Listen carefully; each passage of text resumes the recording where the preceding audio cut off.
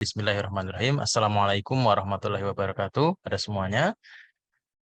Innal hamdalillah nahmaduhu wa nasta'inuhu wa nastaghfiruh wa na'udzu billahi min shururi anfusina wa min sayyiati a'malina. Man yahdihillahu fala mudhillalah wa man yudlil fala hadiyalah. Asyhadu an la ilaha illallah wahdahu la syarikalah wa asyhadu anna Muhammadan abduhu wa rasuluh la nabiyya ba'da. Allahumma shalli wa sallim ala nabiyyina Muhammadin wa ala alihi wa sahbihi wa barik wasallam. Baik, berbahagia sekali ya kita masih diberikan umur berkumpul di sini dalam rangka menuntut ilmu. Perkenalkan, nama saya Syarif Hidayat, ya, memberi nasihat kepada diri saya pribadi, keluarga saya, dan kepada teman-teman semua yang ada di sini, gitu ya. Untuk sekedar di awal ini mengingatkan kembali bahwa tujuan kita belajar bukan hanya sekedar tahu agar bisa kelihatan pinter, terus kemudian bisa kelihatan hebat ya. Tapi kembali lagi saya ingatkan, kita belajar ilmu untuk bisa lebih memperbaiki amal. Oleh karena itu ya, apalagi ini Ramadan dan lebih khusus lagi ini malam 23 untuk nanti malam gitu ya, malam ganjil. Riwayat yang kemudian cukup kuat salah satunya adalah di malam 21 dan malam 23 gitu ya. Dan kebetulan ini di Jogja juga sedang mendung.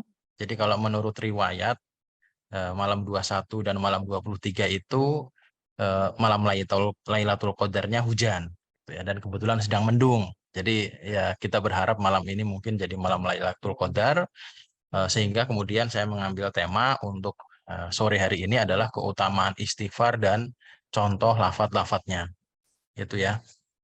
Nah, yang pertama ini perkenalkan dulu, nama saya Syarif Hidayat. Kebetulan juga di eh, apa namanya di CDS ini tergabung gitu ya. Riset saya ada di sini, Anda bisa baca gitu ya. Terus kemudian sebelum apa namanya kita mulai, baik, insya Allah saya waktunya 10 menit ya. Jadi kita mulai dulu ya, belajar dengan berdoa sendiri-sendiri, silahkan. Raditu billahi robba wabil islami dina wabi Muhammadin sallallahu alaihi wasallam nabiyya rabbi zidni ilma warzuqni fahma amin gitu ya.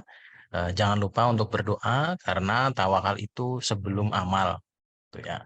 Jadi sebelum berusaha, bukan berusaha dulu baru bertawakal, tapi bertawakal dulu. Buktinya adalah ketika kita mau keluar dari rumah sudah berdoa bismillahirrahmanirrahim gitu ya. Kurang lebih begitu. Jadi jangan lupa untuk berdoa agar Allah menolong kita, karena kita tidak mampu melakukan amalan apapun, amal soleh apapun kecuali dengan pertolongan Allah. Dan ada apa dengan zikir? Yang terutama adalah istighfar ini. Kenapa penting untuk diperhatikan sekali? Yang pertama karena ini ibadah yang sangat mudah, ya, ibadah yang sangat mudah. Pahalanya pun sangat luar biasa. Allah senang yang seperti itu, gitu ya. Allah senang dengan yang sedikit dan istiqomah, gitu ya. Namun sayangnya amat sangat sering diabaikan. Padahal pesan dari Nabi Shallallahu Alaihi Wasallam ya, diriwayatkan dari Abdullah bin Busar gitu, la yazalu lisanuka rodbam min dzikrillahi azza wajal. Ya, jadi dibiasakan, didawamkan ya, dibiasakan ya, dibiasakan ya. Kalau bisa lisan itu selalu basah dengan zikir, gitu ya. Terus kemudian dan salah satu zikir yang paling agung adalah istighfar ini, ya, meminta ampun gitu ya. Dan karena memang manusia diciptakan untuk bukan diciptakan untuk ya, pada dasarnya memang ya wajar kalau mereka salah dan berbuat dosa gitu ya. Dan salah satu ibadah yang agung adalah bertaubat. Nah, salah satu cara yang paling gampang untuk bertaubat ini adalah dengan cara beristighfar. Itu. Dan dari Rasulullah bersabda, beruntunglah bagi orang-orang yang mendapatkan di dalam catatan amalnya ada amalan istighfar yang sangat banyak. Ini dari Ibnu Abbas radhiyallahu anhu, Rasulullah bersabda, barang siapa yang menekuni istighfar, Allah akan membuat setiap kesedihan menjadi kelonggaran. Ya, setiap kita, dan diingat ya, dan diingat ya. Jadi di surat Al-Mulk ya, alladzi khalaqal mauta wal hayata liyabluwakum ayyukum ahsanu amala. Jadi Allah menciptakan kita di dunia itu memang untuk kemudian ngetes kita, untuk kemudian diuji gitu ya. agar tahu mana yang baik dan mana yang buruk, siapa yang nanti masuk surga, siapa yang masuk neraka. Jadi jika selama kita masih hidup, niscaya pasti akan ada masalah dan ujian setiap orang akan lain-lain. Ada yang diuji dengan orang tuanya, ada yang diuji dengan saudaranya, ada yang diuji dengan hartanya, gitu. Dan apapun ujian kalian, gitu ya, kalau banyak beristighfar, insya Allah, dan ini janji Allah, innaka la tukhliful mi'ad, dan Allah pasti menepati janjinya. Ya, dengan istighfar, setiap yang kesedihan nanti akan jadi kelonggaran.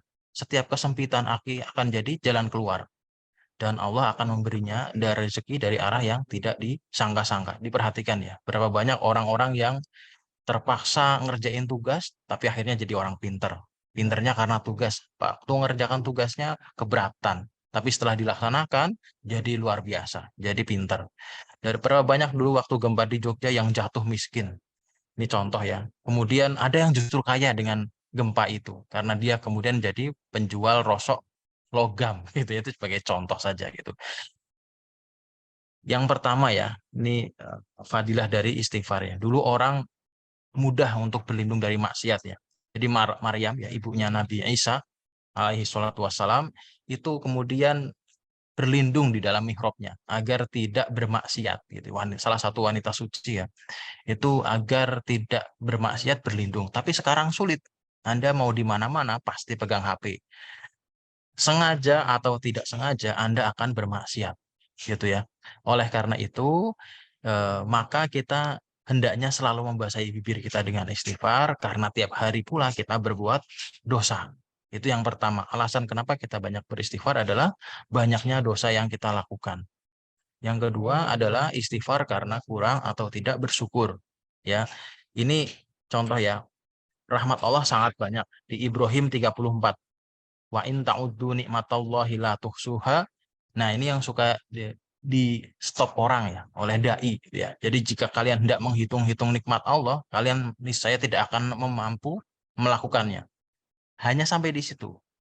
Seolah-olah kabar gembira. Padahal suratnya, ayatnya disambung dengan innal insana ladzalumun kafar. Dan sungguh orang itu, manusia itu zalim, zalim dan kufur terhadap nikmat Allah gitu ya. Terutama nih yang perempuan, eh, banyak orang masuk, waduh 3 menit ya, kenceng ya nggak kerasa ya, sorry ya. Kurang lebih begitu, kurang bersyukur. Yang ke berikutnya, intinya kurang bersyukur, banyak perempuan masuk neraka karena kurang bersyukur pada suaminya. Yang ketiga, karena buruknya ibadah ya, karena contohnya bukan setelah beribadah sholat kemudian kita alhamdulillah, tapi karena jeleknya ibadah maka kita istighfar.